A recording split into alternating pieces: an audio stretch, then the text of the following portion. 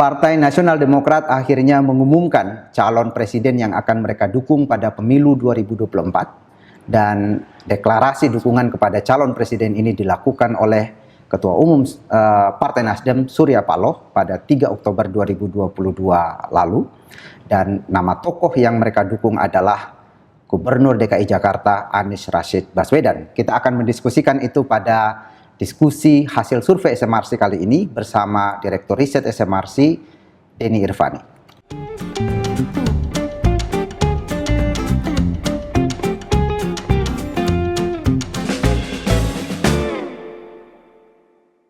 Mas Denny, selamat datang.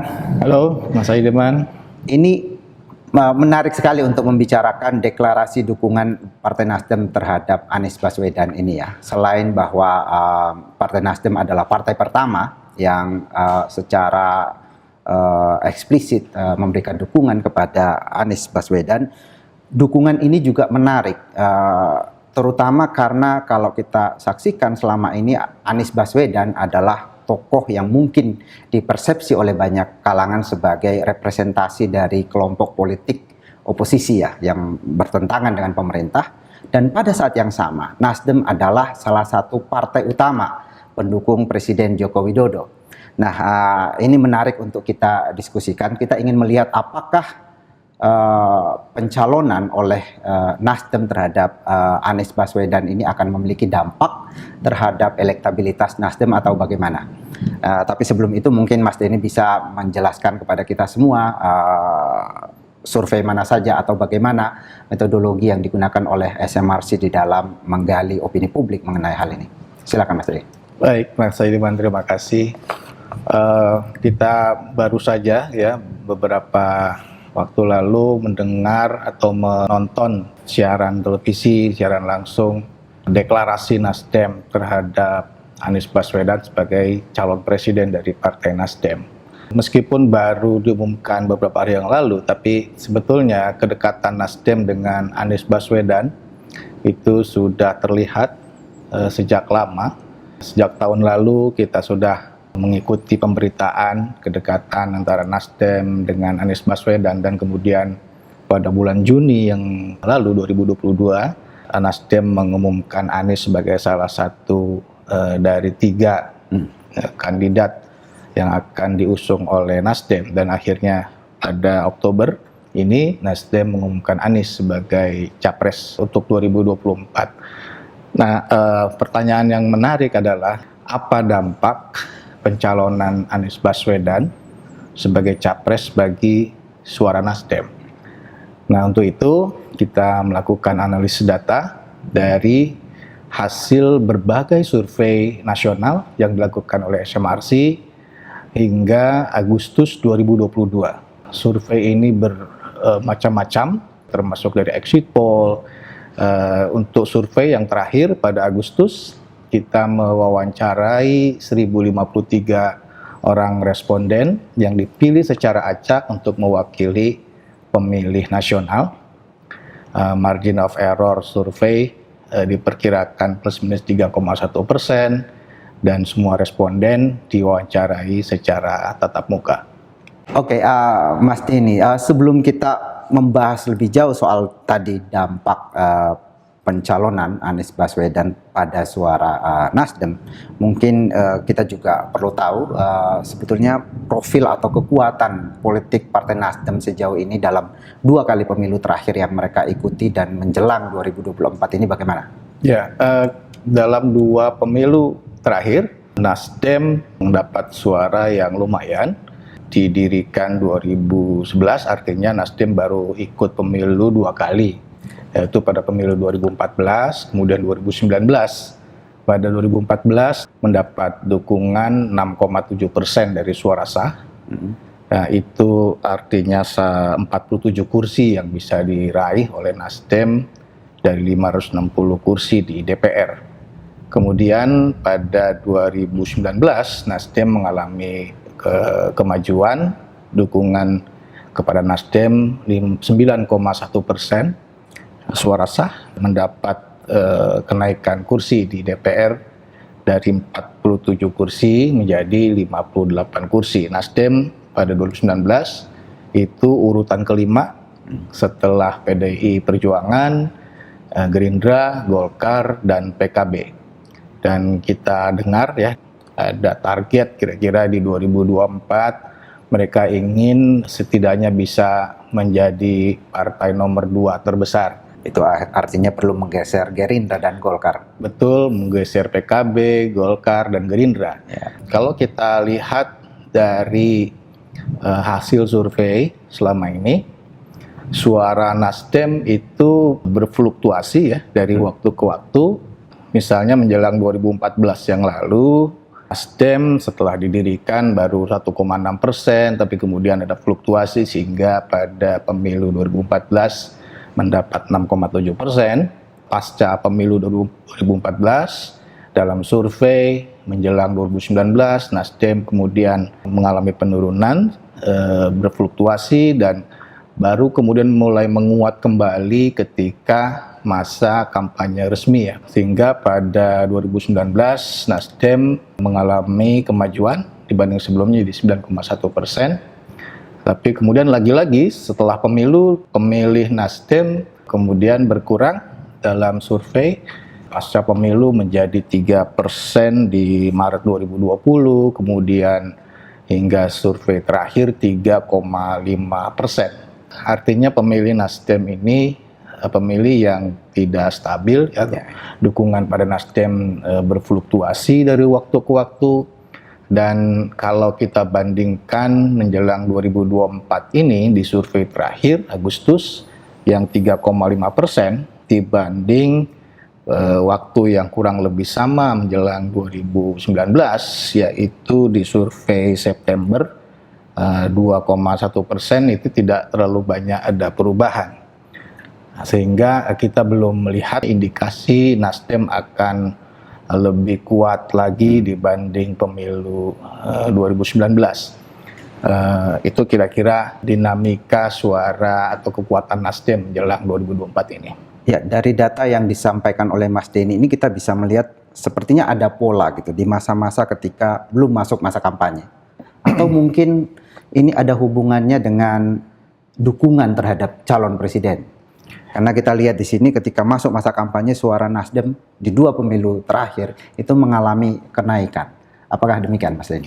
Iya, saya kira ada benarnya, terutama menjelang pemilu 2019 ya. Nasdem mengalami penguatan setelah masa kampanye resmi. Jadi September hingga April ya, September 2018 hingga April. Di sana sudah ada calon presiden yang diusung oleh partai politik. Di masa kampanye itu kemudian Partai Nasdem kelihatan mengalami peningkatan. Ini kemungkinan juga berhubungan dengan calon presiden yang mereka usung sehingga bisa memperkuat dukungan hingga pada pemilu 2019 mencapai 9,1%. Indikasi data ini, kenaikan ini juga disumbang oleh pencalonan presiden dari Partai Nasdem. Apakah kita bisa lihat ya secara lebih detail itu soal pengaruh dukungan terhadap calon presiden dalam hal ini pada 2019 dukungan terhadap Jokowi terhadap elektabilitas Partai Nasdem ketika itu, Mas? Iya, pada 2019 Nasdem mendukung Jokowi sebagai presiden, begitu juga 2014. Nah, 2019 ini kita melihat pengalaman yang lalu ada hubungan yang cukup kuat antara elektabilitas Nasdem dengan calon yang diusung oleh Nasdem. Di sini kita lihat di survei atau exit poll pada April 2019, Nasdem mendapat 12% dukungan dari masa pemilih Jokowi, jauh lebih kuat dibanding dukungan dari masa pemilih Prabowo. Dan itu konsisten dari waktu ke waktu. Dukungan dari masa pemilih Jokowi selalu lebih besar dibanding dukungan dari masa pemilih Prabowo. Jadi ini indikasi bahwa Jokowi pada saat itu 2019 memberikan dampak yang positif terhadap elektabilitas Nasdem. Jadi pada pemilu 2019 itu 12% dari keseluruhan pemilih Jokowi memilih Nasdem. Memilih Nasdem. Oke. Dan hubungan antara suara Nasdem dengan Jokowi juga bisa kita lihat di sini. Ini ada grafik scatter plot ya antara suara Jokowi dan suara Nasdem di setiap dapil. Nah, ada korelasi yang positif dan signifikan. Korelasi Pearson-nya 0,344, positif. Pendukung Nasdem terlihat beririsan, cukup beririsan dengan pemilih Jokowi. Misalnya di dapil NTT 2 gitu, Jokowi mendapat dukungan yang sangat besar, lebih dari 90%, dan di sana juga Nasdem mendapat dukungan yang sangat besar, lebih dari 20%. Juga di Papua. Jadi di wilayah yang Jokowi kuat, Nasdem juga kuat. Sebaliknya, di wilayah atau di dapil yang Jokowi lemah, Nasdemnya juga cenderung lemah.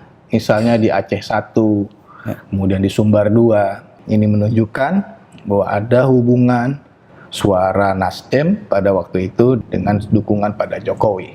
Ya, ini menarik sekali. Artinya di wilayah-wilayah di mana dukungan kepada Joko Widodo kuat, itu juga cenderung kuat dukungan terhadap Nasdem ya. Mungkin Mas Denny bisa elaborasi lebih jauh wilayah-wilayah mana saja di Indonesia di mana dukungan terhadap Nasdem ini kuat dan yang lemah di mana saja. Baik, kita lihat di sini dari data hasil dua pemilu, yaitu pemilu 2014 dan pemilu 2019. Pertama, kita bisa memberi catatan bahwa Nasdem dalam 2 kali pemilu selalu lebih kuat di wilayah luar Jawa dibanding di Jawa.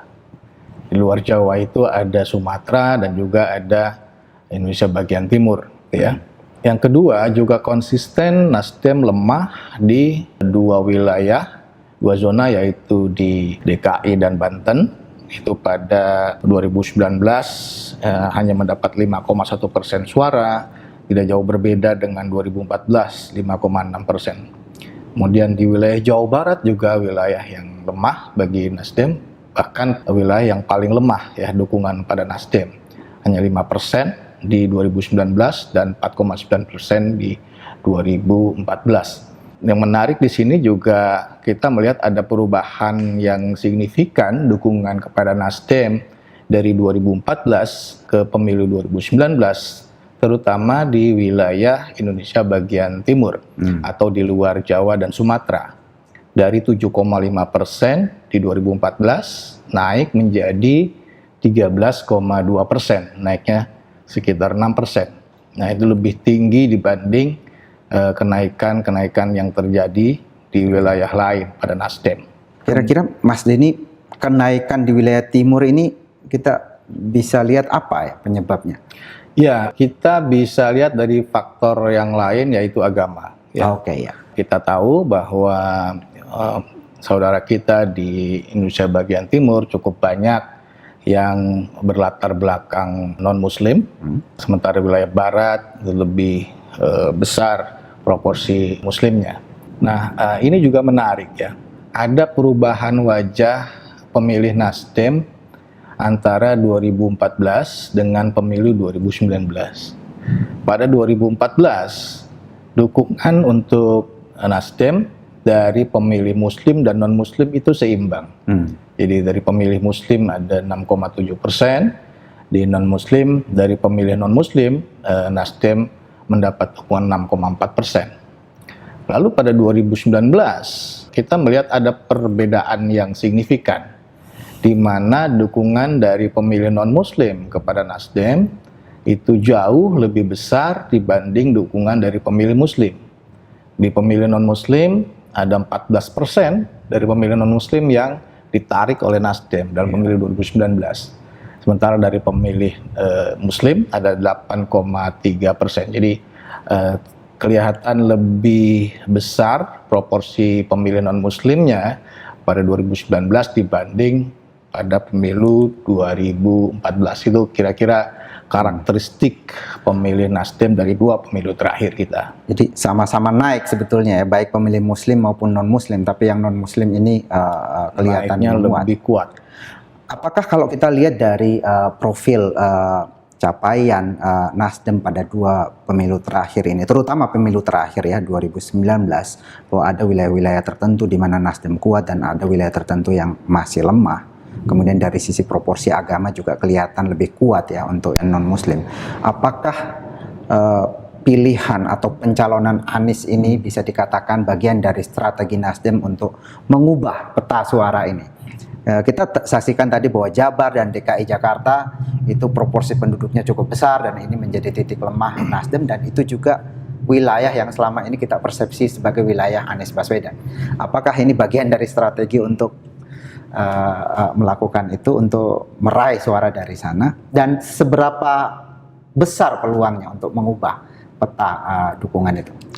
Ya, saya kira itu hal yang pasti dipikirkan oleh para elit Nasdem ketika mencalonkan Anies. Pencalonan Anies oleh Nasdem saya kira diharapkan bisa memperkuat Nasdem di wilayah yang selama ini mereka lemah. Apakah itu terjadi begitu ya? Kita bisa melihatnya dari tren hasil survei selama ini menjelang 2024. Jadi kita punya data di sini. Pertama, kecenderungan dukungan kepada Nasdem dari masa pemilih calon presiden. Ada 3 calon presiden yang kita tunjukkan, yang kita highlight di sini, yaitu Anies, Ganjar, dan Prabowo. Karena 3 nama ini yang paling kompetitif ya. Kita melihat ada perubahan dukungan dari masa pemilih calon presiden pada Nasdem. Yang pertama pada Anies Baswedan ya, berubah dari sebelumnya hanya 3,8% pada survei tahun lalu di bulan Mei, kemudian pada survei terakhir di bulan Agustus, masa pemilih Anies yang mendukung Nasdem menaik menjadi 8,1%. Kemudian pemilih yang lain, yaitu pemilih Ganjar, itu tidak banyak berubah dukungannya kepada Nasdem dari 2,7% menjadi 3,7%, itu tidak signifikan. Kemudian dari masa pemilih Prabowo kita melihat ada cenderung menurun dukungannya pada pemilih Nasdem. Jadi kelihatan Nasdem hingga survei Agustus 2022 sudah mulai menarik masa pemilih Anies secara lebih kuat dibanding 2 masa pemilih calon presiden yang lain. Dan ini terjadi setelah pengumuman 3 tokoh untuk didukung Nasdem ya pada Juni lalu. Betul, kan ada 3 tokoh ya yang dinominasikan awalnya oleh Nasdem, dipertimbangkan oleh Nasdem. Ada Anies Baswedan, kemudian Ganjar juga termasuk calon yang dipertimbangkan, dan juga ada Andika Perkasa. Tetapi bagaimanapun kita juga melihat proporsi pemberitaan kedekatan antara Nasdem dengan Anies lebih banyak dibanding dengan 2 tokoh yang lain. Nah, seperti yang saya sampaikan di awal, kedekatan Nasdem dengan Anies juga sudah dapat kita temukan di pemberitaan 1 tahun yang lalu. Nasdem saya kira semakin dipersepsikan dekat dengan Anies ketimbang dengan Ganjar. Oleh karena itu wajar kita melihat ada perubahan dukungan dari masa pemilih capres kepada Nasdem. Oke, kalau dari sisi masa pemilih calon presiden ini kelihatan ada perubahan, tapi dari sisi agama misalnya Mas Dini, atau wilayah yang selama ini ingin direbut oleh Nasdem bagaimana? Ya, kemudian kalau dari sisi agama kita juga melakukan analisis tren, ada perubahan yang kelihatan sangat jelas ya, ada penurunan dukungan dari pemilih non-Muslim kepada Nasdem dalam 1,5 tahun terakhir ya. Dukungan kepada Nasdem dari pemilih non-Muslim merosot dari 6,8 menjadi 2,5%. Sementara pada pemilih Muslim atau belum banyak berubah dari 3,3% pada Mei 2021 menjadi 3,7% di Agustus 2022. Jadi tampaknya menurunnya dukungan pemilih non-Muslim kepada Nasdem ini berbanding terbalik dengan menguatnya dukungan pendukung Anies kepada Nasdem. Ya. Kemudian dari sisi wilayah kita juga punya data yang bisa kita lihat trennya kita tunjukkan di sini dua wilayah, Jawa Barat dan Indonesia bagian timur dan tengah, atau sebenarnya ini wilayah di luar Jawa dan Sumatera maksudnya. Ini juga menarik ya, ada perubahan yang signifikan dukungan dari pemilih di Indonesia bagian timur.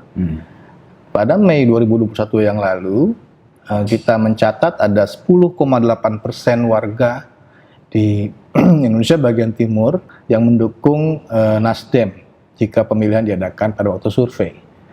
Nah, kemudian dukungan itu menurun menjadi hanya tinggal 3,9% pada survei terakhir di Agustus 2022. Pada periode yang sama, dukungan di Jawa Barat ya, ini Jawa Barat tadi kita sudah singgung, wilayah yang sangat penting karena pemilihnya sangat banyak, itu hanya sedikit naik, ada kenaikan tapi tidak begitu signifikan, 0,4% ke 1,7% dukungan dari pemilih Jawa Barat kepada Nasdem.